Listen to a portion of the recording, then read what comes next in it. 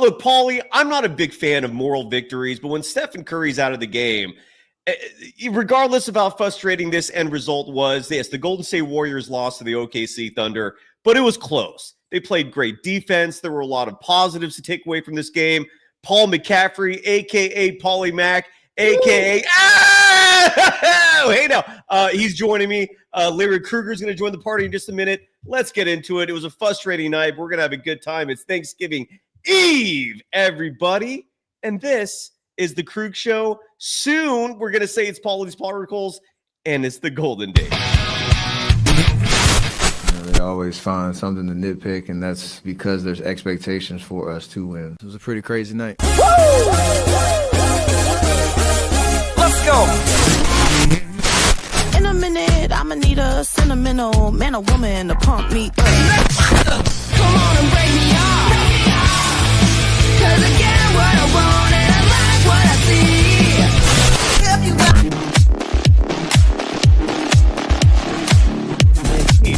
Get your head out of your hands. Play the right people, though. Damn. At least you got hey now. Hello and welcome to the Krueg Show. Welcome to the audience from there. Folks, in case you're wondering, where is Larry? He's going to join us in just a moment. But we have Paul McCaffrey in the house, a.k.a. Paulie Mac. Yeah. Paulie, how can people find you on Twitter? How the hell are you doing, brother? And your immediate reaction to a frustrating. Okay, so first off, I'm doing good. Second off, you can always reach me at Paulie's Pod. Come on by, stop by. I'll be happy to return your messages. And then finally, dude, I'm not happy with what I just saw. Like, part of me, I agree with what you said, dude. There's no moral victories. It was great that they fought back from 19 down because that game could have gotten spiraled out of control. It was like the first quarter. Why don't we just start with that? Like the first quarter, the Warriors, to me, like they took way too many threes. What was it? The 11 of their first 14 field goals were 3-point attempts.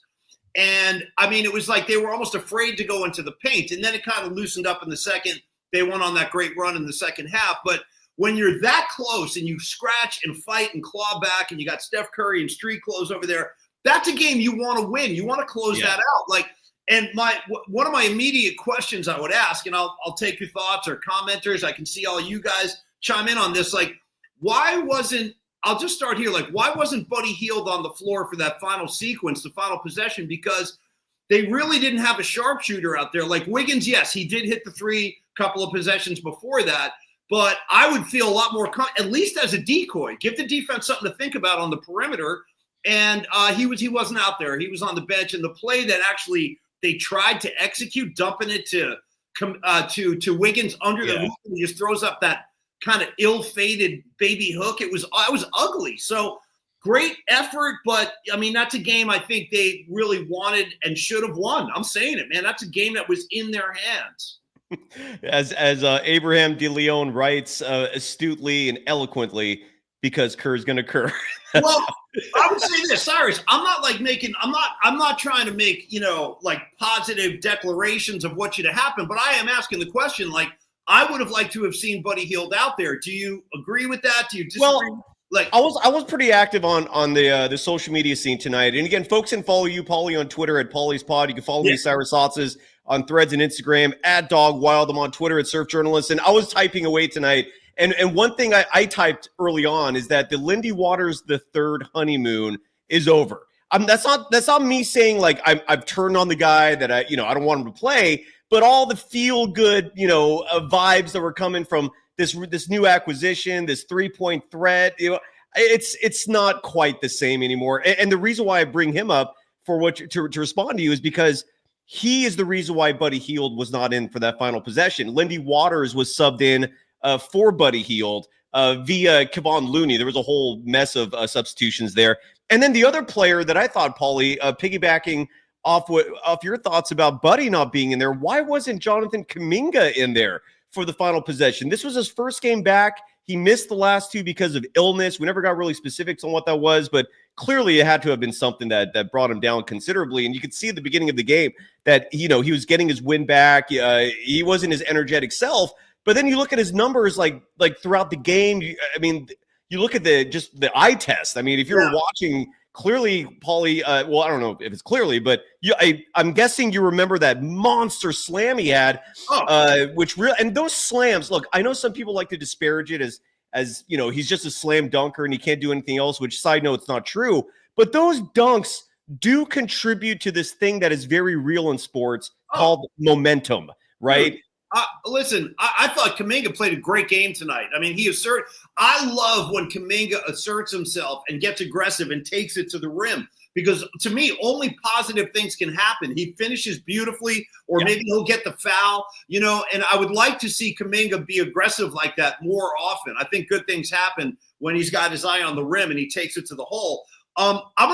Here's another question, Cyrus. Why, I don't know if you have an answer, but I don't have an answer. Like, I got to be honest, with no disrespect, like, I didn't need Podziemski out there for the last possession. First of all, he had a bad night. He was bricking threes all night long. And meanwhile, dude, my guy Pat Spencer was a nice spark tonight. He really provided a little kick in the ass to this club. Like, I thought Pat Spencer did a lot of good things tonight. I would have preferred him over Podziemski in that last sequence. Yes. Again, I don't know. How do you view that, Cyrus? Well, I'm glad you brought Pat Spencer up. We got to talk about him. He had a nice game. Nice night. It was a phenomenal night, dude. Like the Warriors started this game listless. Like they didn't have energy. Like you said, they were trailing early in the game. I think Andrew Wiggins scored the first 9 points of the game for the Warriors, but the Thunder were in control for a long time. And then we saw the substitution that flipped the momentum of this game around, and that was Pat Spencer making his debut in terms of meaningful minutes. We've seen him in each time. We've never seen him in moments where it actually counted and mattered. And I thought he played fantastic, bro. He belongs. I mean, at first impressions, he belongs. Like he needs to play more. And I'm guessing a lot of people, Paulie, are going to echo your sentiments of why was Podziemski in the game at the end there and not Pat Spencer when Pat was playing fantastic basketball. It's like why was he punished for that? Like, and just to give you an idea, Paulie, of where, and again, this is where Steve Kerr is getting a lot of criticism. Side note, I was criticizing Kerr back when it wasn't the cool thing to do. And now it's like, apparently like it's everyone can do it now and it's fine. But look, the two leading scorers for the Golden State Warriors tonight were Jonathan Kuminga, who scored 19 points, 4 rebounds, a +2 in net rating. I thought it was awesome that he shook off those first 3 missed 3-pointers and just kept shooting. He finished 3 of 10, which is not good. But the point is, I want him to keep shooting. I don't want that confidence lost. And then the second leading scorer for the Warriors tonight, Buddy Hield, with 17 points. And his threes, he was 5 of 8 from beyond the arc. Those were your leading scorers. And guess who wasn't in the game at the end? Makes no damn sense. It's so funny because I was sitting here watching the end of the game with my wife, and when they went to that timeout, I asked her, I said, hey, would you go for the win or the tie right here? And she was like, I'd go for the win. And I go, you know what? I like that. Let's get Buddy Hield off the bench for this final sequence, because you're right, dude. He was shooting hot tonight. Yeah. And like, he's a legitimate 3-point threat without Steph in the lineup. He's like the only legitimate threat in my eyes from the 3-point line who consistently hit threes. And he was doing it tonight. So, with a chance to win the game and your second leading scorer of the night is sitting on the bench, I was frustrated. I have to admit. And your leading scorer. There you go. Thank you. Both two leading scorers. Why? And chances are no one's going to ask her about that at the end, because I think most people have just given up. Because if you ask her a question like that, like if someone literally grilled them in the postgame presser, hey, Steve, why were Jonathan Kuminga and Buddy Hield, your 2 leading scorers tonight, not in the game for the final possession? His response will be, well, I was just, I thought in the moment they weren't the right pieces. Like, that's what he's going to say, man. He's come up with excuses for every question imaginable. He circumvents, the tough questions with, generic subjective answers like that. Like, it just didn't feel right. Well, I thought that this is who should play. The matchups dictated this. He has every answer imaginable. It's inexcusable, dude. We're getting multiple commenters saying that Buddy Hield had fouled out. If he had, that's my bad. I must have been out of the room for that because I didn't see that. Well, that explains that. Personal fouls. He did. Okay. My bad. My bad too. I didn't realize that until just now. So that makes a little more sense. It doesn't excuse Kuminga being out of the game. Yeah. But at least we have a rational answer for. But what? And again, what about, like, I think sometimes a head coach like Steve Kerr can say, listen, I mean, I don't know if he would say this out loud, but I think certain coaches are going to trust certain guys more in game closing situations. But I don't know that could have been the mentality for having Podziemski out there over Spencer at the end. Like, I'm not sure what he thought Podziemski could give him that Spencer couldn't, especially after Spencer had a nice night and Podziemski didn't. I don't know. It's a great point. I'm curious to know, Kev F in the chat, who is now an official Golden Dazer. All it costs you is $2.99. And at a bare minimum, what you're going to get for that, besides advanced viewings of big guests, I usually publish those in advance for all the Golden Dazers, but your chat comments are also highlighted where it gets our attention a lot easier. And Kev F recently became a Golden Dazer, writes, you guys should listen to Draymond Green's podcast. He explains Kerr's rotation reasoning. At this point in time, Paulie and I cannot listen to that. Can you please follow up and write what he said so we can share that with the audience? Because I missed that part of his show in terms of his explanation. But regardless, let's talk about Podziemski, man, for a second here. And because Podziemski's been struggling, dude. This is a guy whose shooting percentage from deep is below 20%. I am thankful that he has the confidence to keep putting him up.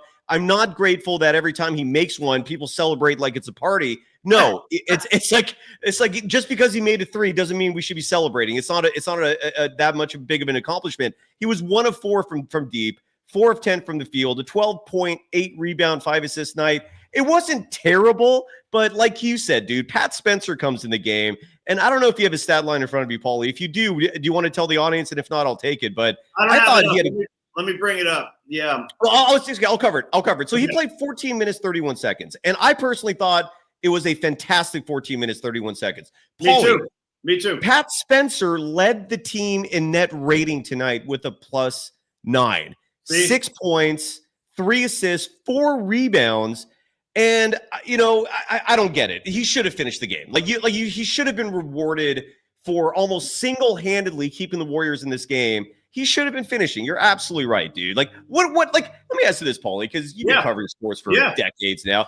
Well, do you see, is it just me, or do you see the favoritism from Kerr? It unfortunately sticks out a lot where you could just tell he has his favorites, right? The guys he prefers to play over others. And I feel like Brandon Podziemski has kind of nudged his way into Kerr's, his favorite circle. Like, what are your thoughts on that, dude? Are we crazy that people believe that?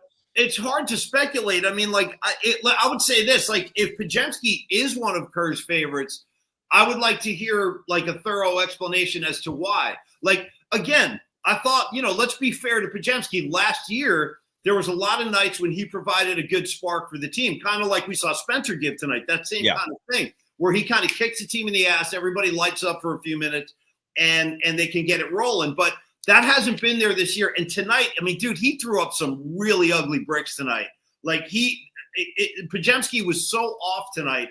I saw all the comments are scrolling by. I just glanced over and saw one that said Podziemski couldn't hit the ocean. But it was it was like one of those nights, though, dude. That's fairly accurate. So it's hard. I don't know how to speculate about Kerr's favorites. I mean, I really don't. I mean, do you think that is part of his? See, I would have a hard time thinking that's part of his decision making just because he likes a guy. Kerr wants to win ball games, and this is a game they had in their they had it in their hands, man.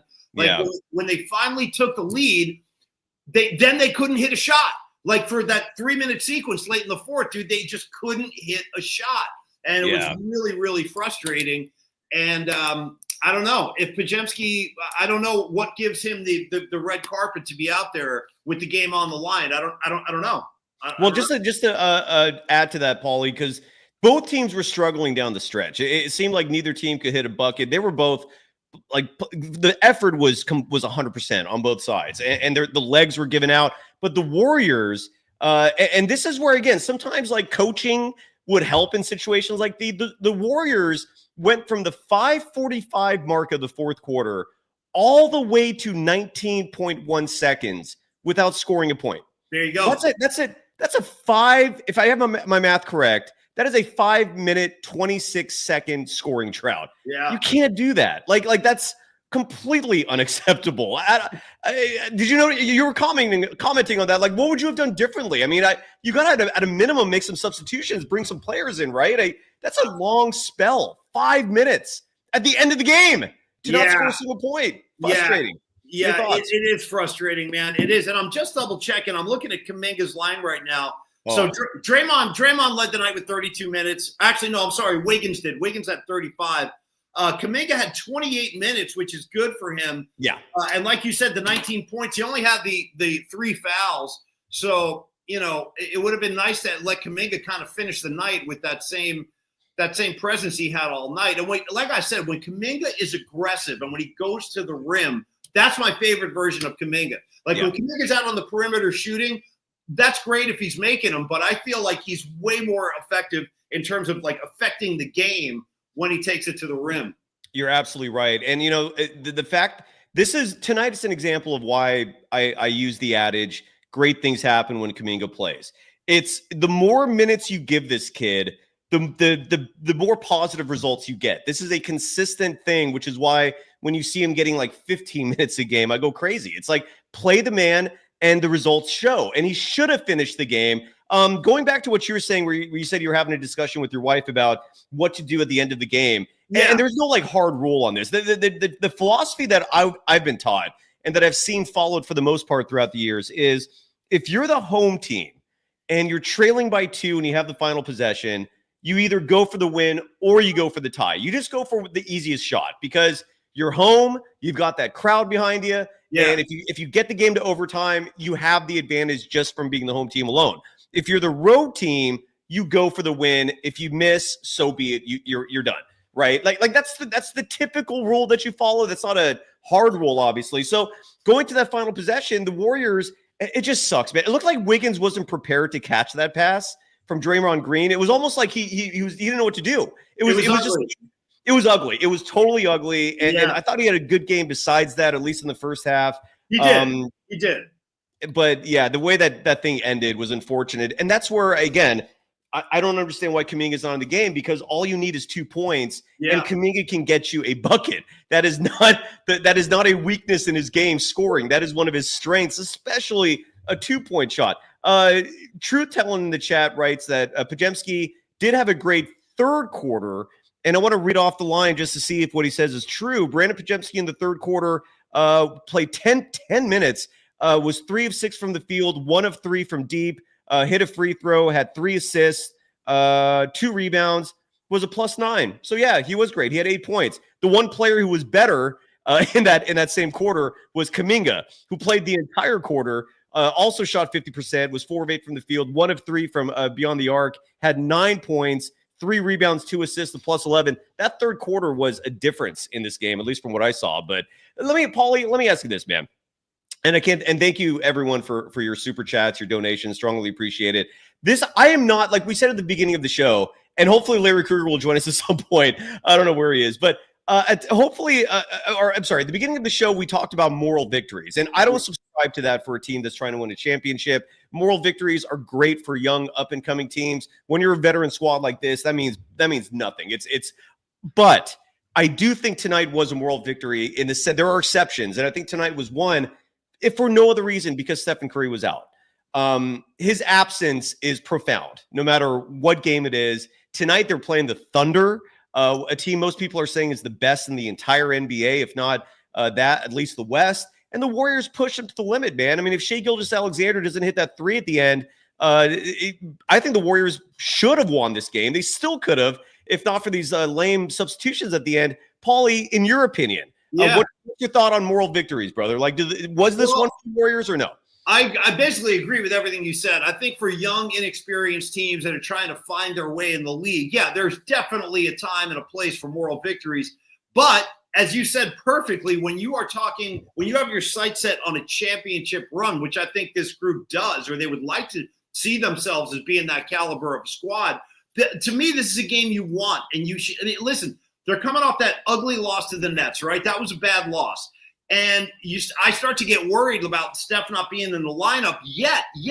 After being down 19, they fight, they scratch, they claw, they come back, they take the lead. At that point, I think you throw moral victories out the window. I really do. I think because, look, now you're back in charge. You're leading in the game late in the fourth quarter. Let's close this damn thing out. I mean, there is a play. I mean, think about, like, if you think tonight was a moral victory, and maybe it was, to a degree for some of those guys, but if you flip that, what would that have felt like if they got that win tonight? It would have been massive without Steph Curry and massive for their confidence and going forward. And you've seen the schedule, dude. This next bracket of games they got coming up is tough. The next 5 nights they're going to be difficult. So you got to get your wins anywhere you can. Do you worry at all, Cyrus, about, like, they started so well. They were sitting there at 11-3, and after tonight, what are they now? 11-5? Is that where they are? Well, they were 12-3, and now they're 12-6. 12-6. 12-6. Okay. Yeah, but now they're 12-6. 3-game losing streak. No bueno. No bueno, Paulie. That's what I'm saying. They got to, like, do you worry about this thing kind of skidding off a little bit? Because I have to admit that I am. I'm a little worried that these losses might start piling up right now. Great question. Oh, look who showed up here, man. Is Larry in the house? I don't know. Well, there he is. He's setting up. There we go. Let me take off this overlay. So it'd be like a Kramer every time Kramer gave me. Hey, buddy. Yeah. Paulie, and then Larry, I'd love if you could answer this as well. It's a great question. I don't answer questions. Like I'm trying to hold on, fix this overlay so our faces aren't hidden anymore. Here we go. But so he was asking moral victories, like, are they a thing? And does tonight's game matter in terms of the overall season? And the Warriors are now in a 3-game losing streak. This is why I thought this was a moral victory, because until Pat Spencer decided to show up and reveal to the world that he can play NBA basketball, the Warriors were getting their asses kicked. They were listless. They had no energy. They had no fight. And at that point in the game, Paulie, I was totally with you in terms of being worried about the grand scheme. But the fact that they had that fight in them and the fact that they came back and barely lost to OKC, that is why I call this a moral victory, because that fight showed me that against one of the best teams in the NBA, with Hardenstein back in the game, he wasn't there for the first time, that at least they could keep it close. And I thought they could have won if not for the fact, again, these substitutions are kind of crazy. And we got Larry Krueger in the house. You can follow Larry Krueger on social media at Sports Larry K. Larry, how the hell are you doing, brother? Let me take off this banner here. And what was your reaction, dude, to tonight's frustrating loss? Final score, I don't think we even mentioned the score yet. 105-101 was the final. Larry, what was your reaction, brother? Great to see you, my first reaction is as a person who likes to wager on these games. Hey now. That it is absolutely impossible to wager on the NBA. I mean, I looked at this spread today and I'm like, no, I can't bet that. It was like Warriors. It was like OKC -5 or something like that, or -4, right? And they're just right on it. I mean, 105-101, and I mean, it's just, oh my gosh, it's like, so it's an impossible. I didn't wager on it tonight, but because I was like, oh, I can't pick that. It's just, and of course they're right on the money. And if I did, I would be sitting here just either winning by a half point, losing by a half point. It's like, oh my God. So that's my first thought, is how crazy these NBA games. There's all these possessions, and somebody's putting a spread on this, and it falls right on the spread all the time. I mean, it's shows you that they're just amazing, the guys who set the spread. That's one side note. But as far as the game, I thought Podziemski and Waters and Moody kind of shot him out of it. I mean, those three guys were 2 of 14 from 3. Oh, and that hurt. That really hurt. That's a lot of missed threes. Podziemski's shot is just not coming around. It's like he reminds me a little bit of a very, very poor man's Jason Kidd, in that he's got a complete floor game. He's always kind of hustling. He plays with this kind of like dogged, like he's like playing harder than you, and he's running harder and defending harder. Maybe it's just his hair's bouncing, so he looks like he's playing harder. But he rebounds, he gets assists, he knows how to play. He reminds me a little bit of Kidd, and neither guy could shoot the ball that well. I mean, they're kind of leaning forward. They're not really balanced. He doesn't really, You know what I mean? He's got kind of a weird posture when he takes his threes.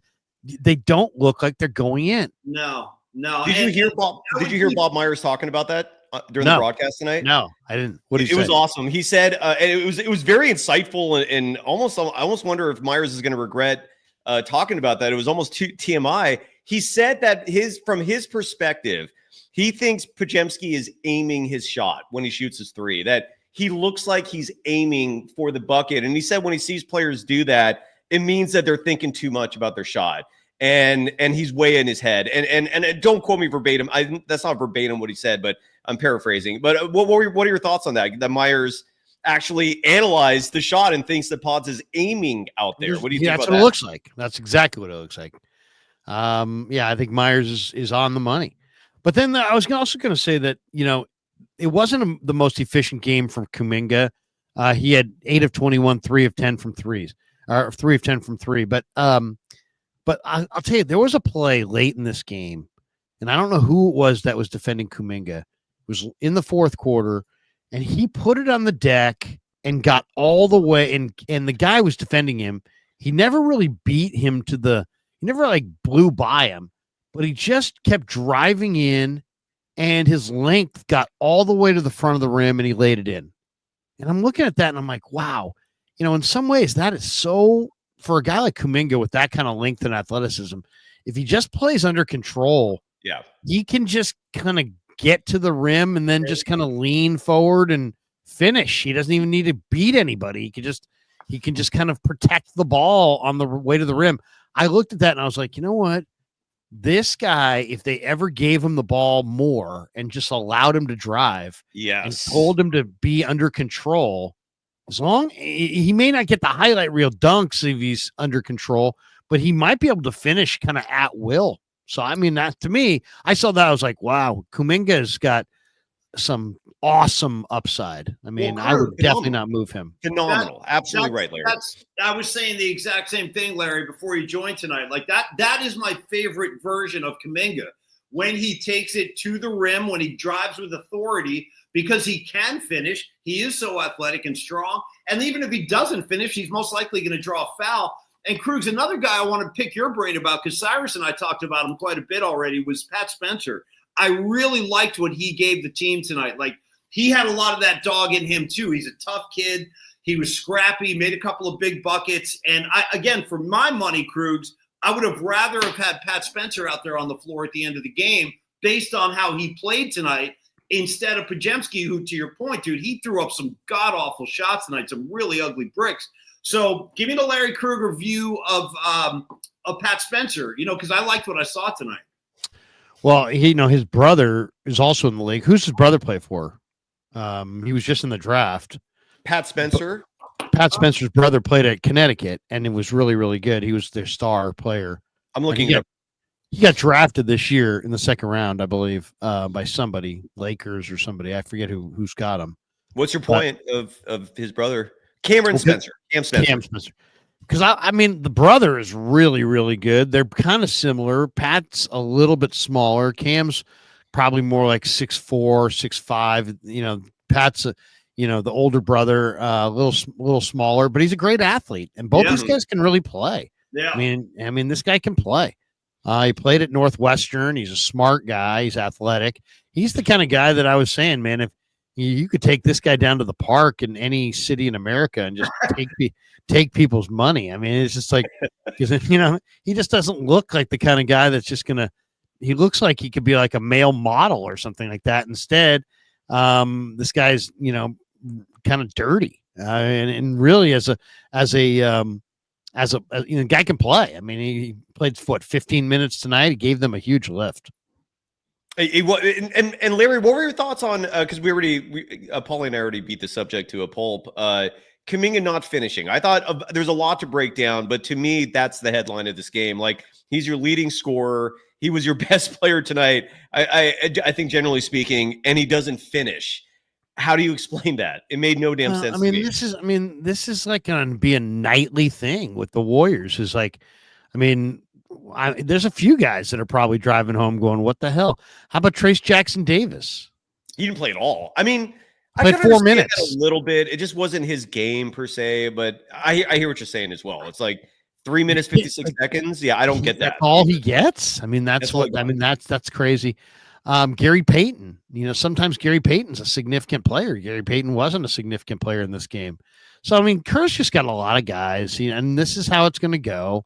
Some nights he's going to get his rotations down. Other nights he's going to pick the wrong guy or have the wrong rotation. I just think that we can analyze this a million times every night, and it does have an impact on who wins and who loses. But this is kind of like why it would be, it's the depth is awesome, but probably Golden State is listening to offers for, or trying to put together a package for a Giannis or, somebody of significance. And they've got the pieces to get it done. I mean, I think at the beginning of the year, I didn't want to move Podziemski, but now I would move him. Oh, yeah. And obviously Wiggins would be in that deal. I'm not in a huge rush for Giannis. Oh, yeah. Okay. Sorry. Go ahead. Yeah. I mean, you're going to have Wiggins in the deal just for the $26 million that he makes. But I mean, as long as they kept Trace Jackson Davis, I'd be pretty happy with any kind of a Giannis deal, I think. But they've got the pieces. I mean, if you want to move Moody, you can move Moody. If you want to move Kuminga, you can move Kuminga. I would rather keep Kuminga because I really think Kuminga's got. I'm really afraid that if I traded Kuminga, that Kuminga could be a perennial all-star, great player for like a decade on another team. And you're like, remember when the Warriors had Kuminga? Oh, yeah. Shout out some of the great players that have got away from Golden State. The guy I always default to, shout out the Chief, Robert Parrish. You don't want to keep him. He's no good. Yeah, you don't want him around. But Larry, Mitch Richmond, how about get him out of here? We don't need that guy. The list is insane for players who have left this organization. No, but Larry Vince Carter. Dude, Vince Carter. Yeah, you're killing. We're gonna depress ourselves. It's Thanksgiving Eve. We want this to be positive. Krueger makes a good point though. I think all the Warrior fans have that same phobia that if they were to deal Kuminga, he's going to blossom into an NBA All-Star. We don't want to see that happen. But what do you think is preventing that from happening now, Larry? Do you think that's just the way that Kerr is managing his minutes? Kind of. I mean, I just think that you got to remember, this guy, is still really, really, really young. I mean, we're talking about a 22-year-old guy. This is like Kev. This is like my son's age. They're not. It's not a finished product. You know what I mean? And it's like, in reality, what's more amazing is that people have gotten frustrated with his slow development. It's really how amazing how fast he's developed. When you think about, he was 19. And he had been living away from his parents for like 3 years or something like that. He was drafted by the Warriors, just in case people are. How old? He was 18 when he got 18. drafted. Yeah, I mean, it was a super smart draft choice. He's improved immensely, and if they're just more patient, I think a year from now, 2 years from now, they're going to have an all-star caliber player, and maybe an unstoppable. What's exciting to me about Kuminga is that there's nothing that can stop him if he wants to put it on the deck, because he can move to his left and right. He's got enough skill now where if he just plays under control, you can't stop it. You're not going to be able to stop it. Yeah, and Larry, I noticed that I first noticed that last year. I think it was the Utah Jazz game where it just the revelation kicked in, where it's like, this guy, if he wants it every time, he can get it every time. Yeah, and this is where he's got to play. He has to play. He's never going to develop the confidence and develop the rhythm if he's not getting 30 minutes a night, dude. I don't know if it'll ever happen. Don't move and stop the idea of moving him right now, because to me, if you could make another move to acquire another player like a Cam Johnson and keep Kuminga and have this team that has these shooters, you put Steph and Waters and Cam Johnson and Moody and, all these guys who can Buddy Hield. And then you can have a guy like Kuminga attacking the hole. that could be enough to win a title. I mean, it sounds crazy that I'm saying that because I had them winning 38 games, but they do need another piece. But I would like to keep Kuminga, and it's starting to look like they've got some interesting shooters, and he's kind of a attack the rim guy. I think it's a good balance. I think he fits on this team really well. Agreed. Gentlemen, the Warriors went the end of the game, and this is not the first time this has happened in the last 3 games. They went through a similar spell like this. I can't remember what the other opponent was, but the Warriors went tonight. And Paulie, we talked about this earlier, where it was over 5 minutes. I think it was 5 minutes, 26 seconds. It was from the 5:45 mark to 19.1 seconds remaining, where the Warriors did not score a single point. Draymond Green's slam with 19 seconds remaining finally ended that drought. But what I saw during that time period were players just standing around. And I saw this a lot. It was like possession after possession after possession, where there was zero off-ball movement. Did you see that as well? And why does that happen? Like, why do you think that was going on there, man? Like, what do you guys think? I don't know, but you're right, Cyrus. I did. There was a lot. They were very stagnant on offense in those possessions. And when they were going through that drought, the really frustrating thing about that period of time on the clock in the fourth quarter is that they had just taken the lead. They finally got ahead on the score, and then they couldn't hit the side of a barn. And it was, as you said, Cyrus, those possessions were underwhelming. There was a lot of bad. I thought the shot selection sucked in a lot of the final possessions. They were just throwing up garbage shots. Yeah. Even and Krueg, we talked about the final shot of the game where the ball is inbounded and it lands in Wiggins' hand. He kind of throws up this kind of ill-fated, half-hearted, like, I don't know what that was, but it was ugly and it had no chance of going in. So, Cyrus, yes, I saw it, and it was very, very frustrating because they had finally gone ahead, and then they couldn't hit a shot. Larry, what were your thoughts on that final 5+ minutes at the end there, man? Like, granted, both sides were struggling. OKC wasn't exactly lighting it up either, but it was just frustrating, man. I mean, I don't know what your thoughts are on that, but I mean, Golden State's been kind of in a funk the last few days. They don't feel quite like themselves. I'm not sure why, but the vibe has been kind of like last year, the last couple of years. Yeah. Got a kind of a last year vibe. Like maybe they're starting to get a little fatigued. Maybe they're not playing as much with as much cohesion. But they looked a little disjointed this whole week. I'll tell you one thing that's interesting to me on this team is that, you only have a couple guys who really make plays for other people. Like Draymond Green, right? Draymond Green makes plays for other people. Podziemski can play off of people and make plays for other people. But Wiggins, no, not really. He doesn't make Waters, no. Kuminga, not that much. Looney can, but he's not great. Trace Jackson Davis can, but didn't play tonight. Then, Slow-Mo can make, he can.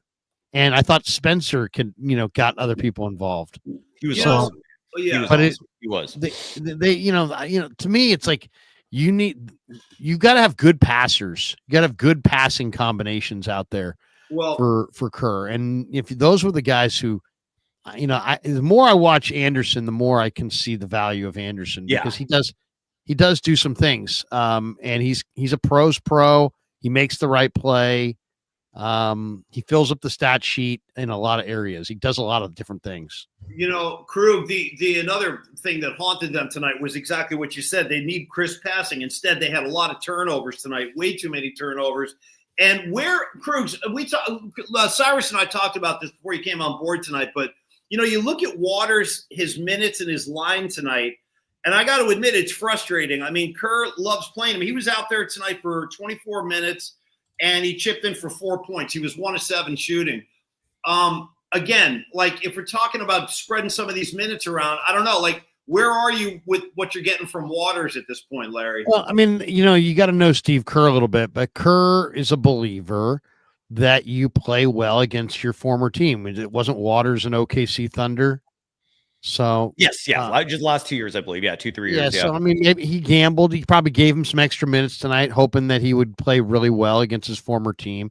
Lots of guys have that kind of trend where, oh, my former team's here. I'm really going to play tonight. I'm more mentally physically engaged. Maybe he was just that's my guess.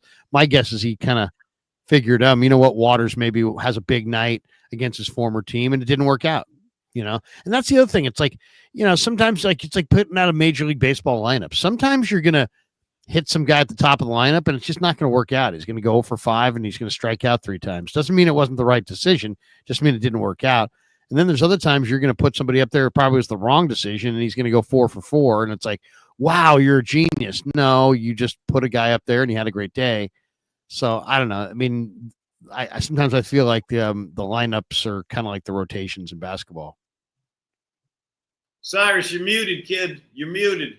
I was. Thank you. That was my bad. But we got lots of likes during that period right there.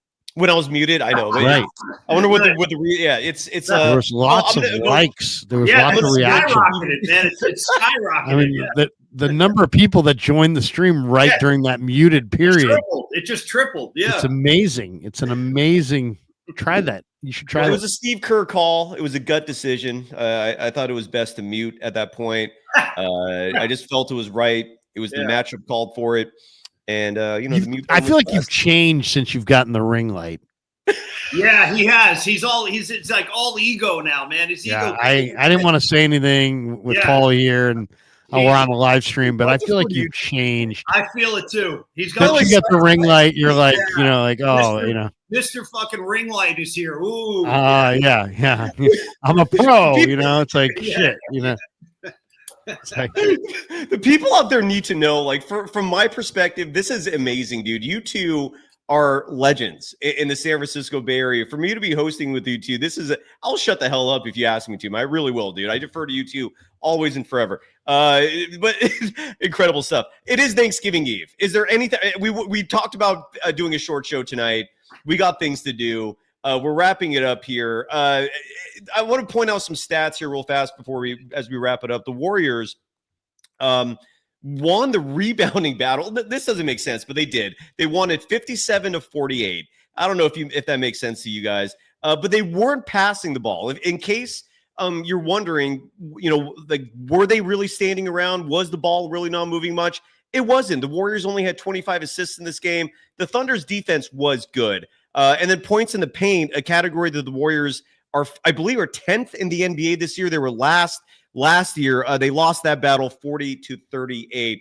Paulie, final thoughts, man. I mean, the Warriors, before, and I'll shut up after this, the next 10 games for the Warriors is incredible. And this is the final question I'll ask for you guys. Unless you want to keep going, I'll go all night with you two, but it is Thanksgiving Eve. This is the upcoming schedule. At Phoenix, at Denver, home against Houston, whose side note is now in second place. They have supplanted the Warriors, who have dropped to third place. Then they host 2 games at home against Minnesota. They play 2 road games in a row at Memphis and then Minnesota again. That's a weird one. They play Minnesota 3 out of 4 games. Home against Indiana, and then a Christmas game hosting the LA Lakers. Well, that's my concern right there. You just highlighted it. It's this upcoming schedule, and that's why I reject the idea that tonight had any kind of moral victory attached to it, because they've, like Larry said, and I totally agree, the last couple of nights, last 3 games have felt a lot like last season, where when they had that 11-3 start, dude, they were feeling good. The chemistry was there. They were happening, and right now they're, I don't know. There's just kind of, they're mired in like some quagmire or something like that. So that's why once they had the lead tonight on their own floor without Steph Curry, that's a game I really, really would have liked to have seen them close and get the win. And it ain't going to get easier, to your point. And I'm slightly concerned that this thing could skid off a little bit in that stretch you just outlined, Cyrus. So they're going to have to find a way to at least play 500 basketball through that, at least. To keep their, because you don't want to see them slipping too far down. Where are they now? They're third? Is that where they are? They dropped to third. Houston is now second place in the West. Yeah, so, these are the kind of games, man, at the end of the year when you're looking at what wins and losses and seedings and stuff, man, you got to take your opportunities where and when you get them. So disappointing tonight. There's a new day tomorrow, but I am a little concerned about the stretch coming up, I have to admit. Larry, your thoughts? Yeah, I mean, to me, the first half turnovers were like a real issue. in this game. I just thought, they had 11 turnovers. OKC turned it into 15 first half points. They kind of kept OKC afloat there. And then, overall, I think maybe just our expectations need to be a little lower. I mean, the Warriors are 3-1 without Curry. This is one of the best teams in basketball. And you're going to struggle to beat the best team in basketball, or one of the best teams in basketball, without Steph Curry. No matter where you play them. So I thought, when Jalen Williams went out with the right eye injury, I thought, okay, this might be the break the Warriors need, right? With no Chet, and then it's like, okay, maybe they don't have Jalen, but Gilgeous-Alexander with 35, and he didn't even make all of his free throws down the stretch. I'll tell you the other guy that I've always been a huge fan of, and he doesn't do a lot of scoring, but he's just a Hulk on defense, is Lou Dort. Lou Gentz Dort. Yeah. He's a Hulk, man. He just plays good. He plays really good D. Yeah. And he's really competitive, and he only knows one way to play. He just kind of reminds me of kind of a Dennis Rodman type, as far as he just plays hard. It's like, what does the guy do? Well, he rebounds a little bit, he defends a little bit, but he just plays super hard. And that helps them. And it's like, even when the shots aren't falling, and his shot is kind of ugly and doesn't fall a lot, but when he's out there, man, he hustles for loose balls, he defends. Lou Dort's an underrated player for OKC for sure. Yeah, they're lucky to have him. Let the Jet Fly drop the $1.99. Thank you for that. Saying that the Warriors found their heart this game. And that goes back, I think, to the moral victory argument, where, Paulie, you're saying F that. Who cares about moral victories? But again, I think there was something there tonight to keep it this close and to nearly beat the OKC Thunder without Steph. I thought it meant something. We saw Pat Spencer emerge in this game. I thought that was part of the moral victory. Kuminga missed 2 games in a row. Slow start, finished strong. He was one of the team's best players, if not the best. Someone in the chat said Draymond Green was better, but we can agree to disagree there. Point is, I do think that there was some positives to take away from this. You two are saying hell no to that, right? No, there were positives. But as far as like categorizing it as a moral victory, I wouldn't choose to do that. I hear what you're saying, because Spencer was great, and it was great to see them come back after being down so big in the first half. There was a lot to feel good about. But again, like I say, when you consider what's ahead of them and the fact that you had a lead with 5 minutes left in the fourth quarter against one of the best teams in the league without your best player on your own floor, that's a game I'd like to see them close. That's all. I hear you. You tripping. Oh, sorry, Larry. Did you want to say something? I apologize. I was just going to say there are no positives. If you're not first, you're last. That's it. Hey, I think Ricky Bobby is one of the best people to quote. If you're not first, you're last. If you're not you're tripping, saying Paulie is saying, what the F am I doing here? It's all good, man. I'm happy to hang with the boys. You tripping. I do. Cy's got the laugh gas going tonight. Did you stop by the Icky Wiki store on the way over here, or what? I'm telling you, man. You tripping wrote that. Someone else wrote that as well. Rams own Santa Clara wrote that as well. I don't smoke before the show. I would be a bumbling fool. Maybe that doesn't help my case. But I'm an idiot when I'm high. I'm well served watching TV shows and movies and snuggling with my dog. That's me high. I can't do it with a show. I guess that does it. I have one more thing I wanted to ask you guys before we go. Oh, well, first of all, did you see the Moody comments after the last game? Mentally in the chat wrote Moody was being punished for his post-game answer. He's being partly facetious, but Moody did say some things that I could see Kerr not being happy about. Did you hear those clips? No. Let me see if I have it available now. I'll post it. Otherwise, forget it. Just because we're up against clock. Oh, I do have it here. Here is Moses Moody. This was after the last game. And look, Moody had a bad game tonight. In his stat line, just to let people know, I don't think we covered it real fast. He played 12 minutes, 57 seconds, scored 0 points. He was 0-4 from the field, 0-3 from deep, grabbed 2 rebounds, had an assist. Not a good game for Moody. Again, 0 points. And this was Moody after the last game where he did play well. But again, we saw him not finish the game, and a lot of people weren't happy about that. They did lose that game as well. So here's Moses Moody when he was asked about the whole stay ready approach that Steve Kerr has forced them to enable and enact in his playing time.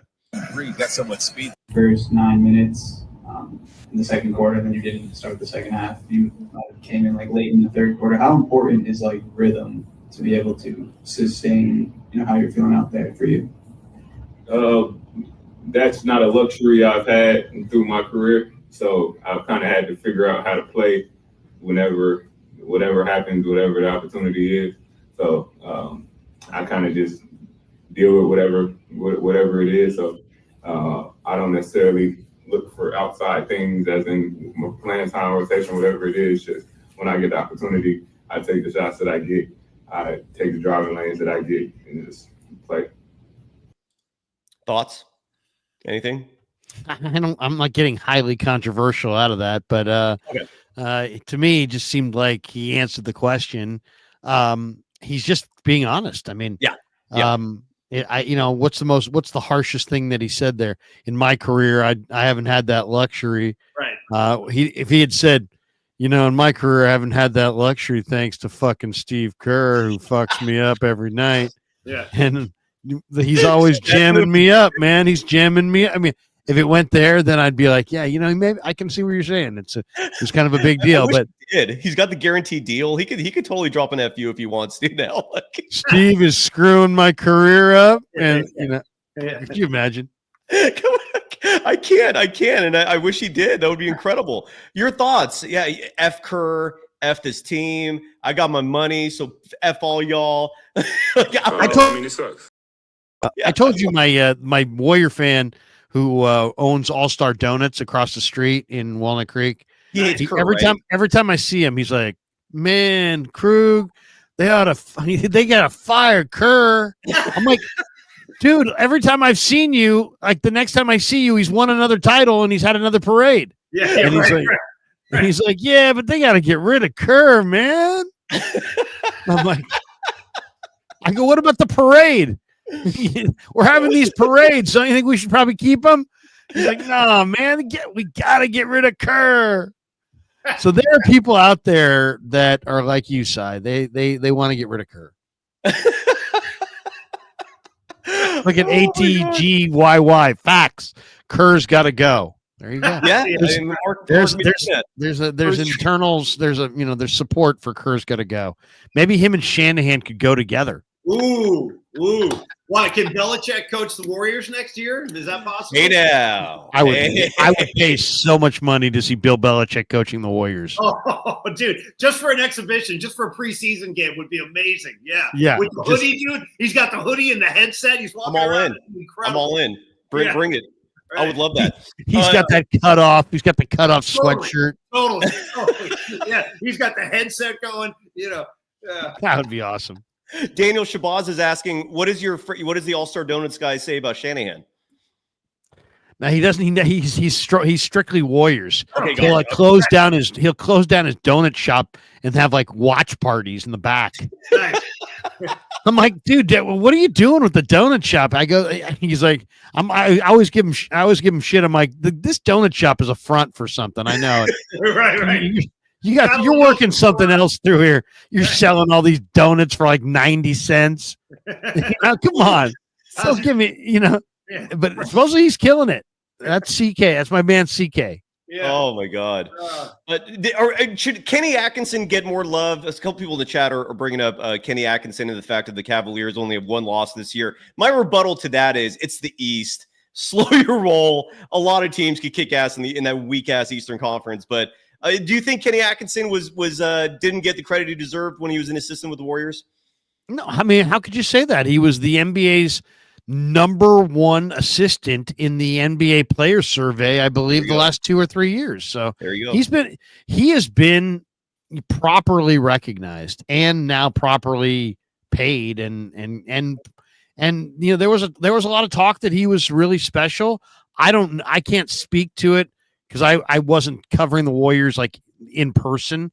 I'm more covering them watching the game, so I don't talk to him at all. I never have. That was part of my critique was he never talked to anybody. Like beat reporters tried to get interviews with him. Even tier one? He didn't talk to tier one? You know I mean, I know he doesn't talk to you, Si.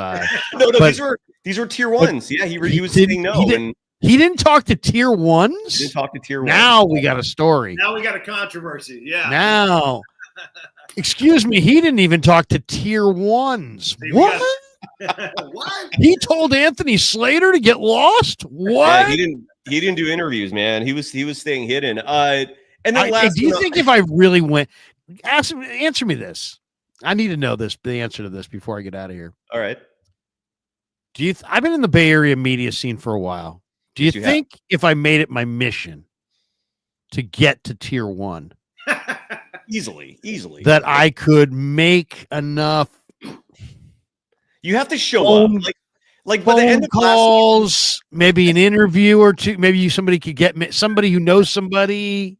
I'm saying yes. I see. Could I get to tier one? Maybe not by the All-Star break, but like by eventually. Can I get to tier one, or am I just gonna? Because if I'm just gonna be down there in tier 2, tier 3, I quit. That's it. But if I got a shot to be shoulder to shoulder with Monty Poole and the tier 1 guys, I might have to update my profile bio on X. Yeah. I'm now a tier 1 Warrior question asker. You know what I mean? Larry Krueger, tier 1. Yeah. That might be my new thing at the end of each show. And in case people don't understand what you're talking about, to provide context, the NBA Tier 1. It has tiers for their media, and if you're not a tier 1 media member, you don't get locker room access. And but Larry, I'm guessing Raymond Ritter would give you that like this. I wonder if I could still. I wonder. Yeah, I might have to. I know things are going well on YouTube. I might have to take that out for a spin and exactly see if I can get to tier 1. And if I can't, I may have to come on the show and be like, "Hey, I gave it everything I had. I just want to say I'm topping out at tier 2." That's all right. Nothing to be ashamed of. I'm a proud tier 2 guy. I'm not. I can go and get a ham sandwich, right? But I can't go and ask a question. Yeah, they would keep Larry away from Draymond. Yeah, Damon Bruce. I get discounted food and beverage, but I will be asking no questions. Damon Bruce and I will end the show on this note. Did a show this morning where we covered all the teams who would theoretically agree to a trade with the Warriors involving DeAnthony Melton's expiring contract. Oh, I think I saw this. Is this the one where he said he was getting screwed? Where who said he's getting screwed? Damon? No, I'm just joking. I'm doing my Radnich material. Go ahead. I like it. I just got that. Yeah, no, there was no. Remember, Ratty used to be like, and he's getting screwed. Oh yeah, from the press box. And, oh yes, and I talked to Bob, and he's getting screwed. right. All right, I'm sorry. Go ahead. Are there any names out there that you two want that's realistic? That I know Giannis is a dream, but is there anyone out there that you think the Warriors should go after? Take it, Krug. Well, yeah. Okay. No, I mean, I always kind of look around at the rumors, right? Yeah. And to me, who's got Kessler? Is it Utah? Yes. I think Utah might be a good trade partner for the Warriors. You think Danny Ainge would be the only reason why I'm not high on that opinion is because of Danny Ainge. He's a bitch. He's a major bitch when it comes to dealings, and he asks for, like, supposedly the Knicks inquired about Walker Kessler, and his response was like something like 2 or 3 first-round picks for Kessler. Like, it was like a number 30 pick or a. I know. I'll give you one that I was thinking of the other day that I really like, and I think these guys are kind of falling out of favor. I think it's the right combo. I think it's gettable. I think the Warriors have a couple of needs, but the one thing with Golden State is they got to have guys who know how to play, and they've got to have guys who can make other guys better. You got to be able to pass. So I like a deal possibly involving some of the Warriors' excess pieces to Chicago with maybe a draft pick or two for Nikola Vucevic. 19 and 11 tonight. in 30 minutes against Orlando, and I really like Josh Giddey. And I know Giddey is a guy that, a lot of people really liked him. But then I think he's kind of, from what I'm hearing, I'm hearing that he's kind of falling out of favor in Chicago. He played 23 minutes. There were some Josh Giddey trade rumors in the last 10 days to 2 weeks. And people speculating that he might get moved. And I just think that's a player that I would want. He is 6'8". He's a playmaker. He's a 2 guard, but he's kind of like a point guard. I mean, he averages 6.6 assists per game. I think he's got real high basketball IQ. Now, I don't know if you could get Giddey and Vucevic without moving Kuminga, but that would be my goal. Is to try to get those two guys. I think you could definitely get Vucevic without moving Kuminga.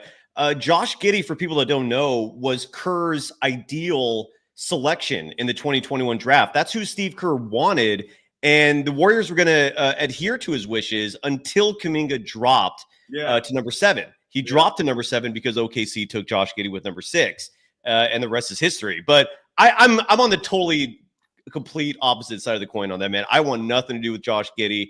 I don't think that guy can shoot.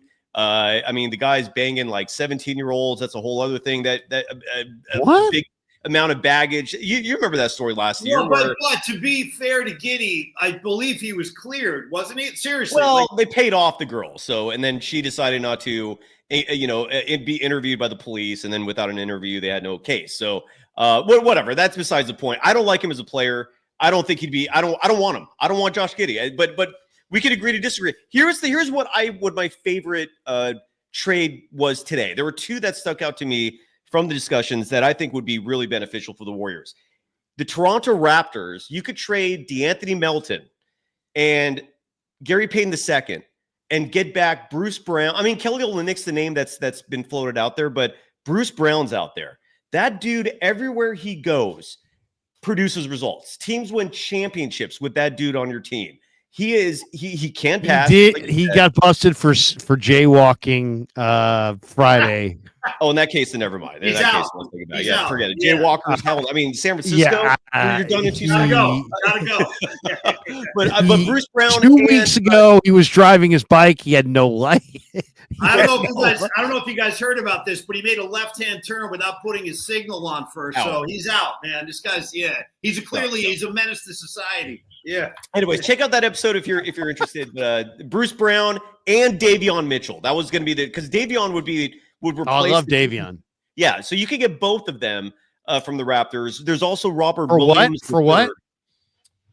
For DeAnthony Melton's expiring, and then you can get Melton back next year. Anyways, that's the beauty of. There is a weird like. I like Davion because Davion he's got a little bit. I know he can't shoot. Pinoy Reformat says Davion can't shoot. Yeah, but you know what? He is a Draymond Green kind of tough guy. Yep. And he's so freaking tough that it makes him a really good defender. He's an uncomfortable on the ball defender for a lot of guys. I would love to have Davion Mitchell on my team. Now, I don't want him shooting a lot, but I mean, I would definitely drill him on his shot, see if you can get that to come around. But he is a tough, strong defender, and I love the idea of having him on the team. What do you guys think about Jeremy Grant of the Trailblazers? You could also get him without giving him much. I love Jeremy Grant. He's another really, really talented 6'8" player, makes a lot of money. You'd probably have to trade Wiggins to get him, right? Because he's got a huge contract. No, that's the thing. You would have to take the money on, but you could literally get him if you give up probably a first-round pick. And you can trade GP2 would be the deal that would be going out. Doesn't he make a ton of money though? Doesn't he make a lot of money? Well, you could maybe you'd have to include like Moody or something like that. You'd have to, but Portland's not asking for much, dude. They would be happy with a couple second round. I like Chris Murray on Portland. I think he would be nice. I do that as a throw in too. My whole point is the Warriors have shown. I mean, I know they have a 3-game losing streak right now, but before that losing streak, this team showed they can compete for the chip. This is a team that's really good. Steph's window is closing. This is the year you go all out. is what is my whole point. Is you don't wait until next season when you have a team that started as strong as they did. You're this close. Yeah. Do not F this up is what I'm trying to say. You got to make a move. DeAnthony Melton's expiring, can bring you something back if you include a draft pick, because there's a few teams out there that just already mailing it in. And as long as you're giving them a pick, they'll give you what pretty much whatever you want. Toronto fits that bill. Portland, Washington. There's a few teams out there. And so Robert Williams III, I think, would be phenomenal. Jeremy Grant, Bruce Brown, Kelly Olynyk. There are a few names we brought up on the show today. There's some more. Zion Williamson was the wild card. You could get Zion Williamson right now and not give up a thing. What? You could get This sounds like one of those, Tom Vu or one of these middle of the night things.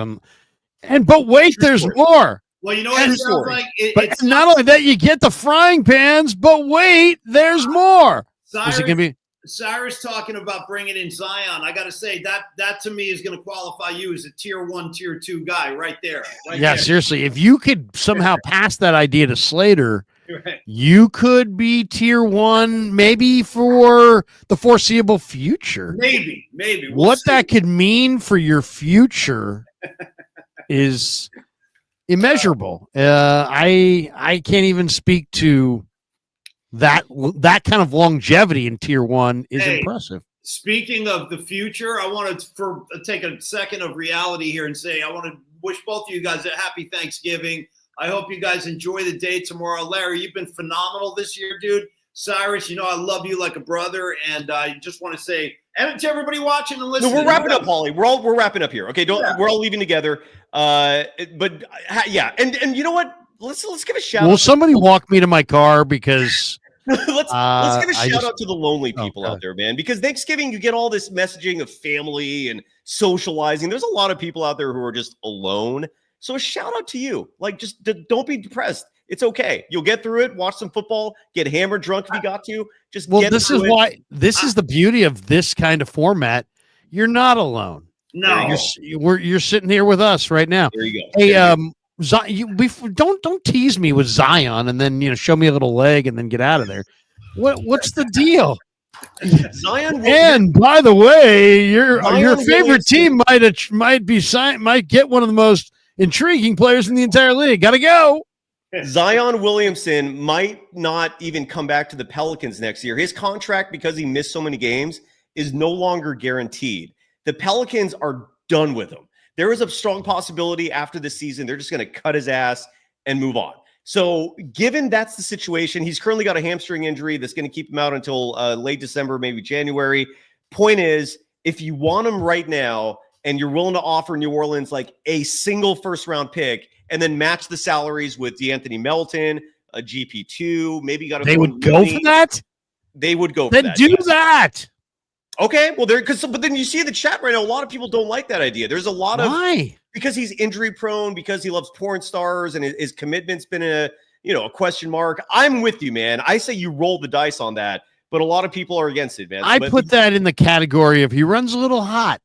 He runs a little hot. Paulie, what are your thoughts on Zion Williamson? Let's finish the show. I mean, based on this guy's resume, my biggest concern is, would he be on the court, or is he going to be sitting on the bench in street clothes? For real. That's a legitimate question when you look at this guy's resume.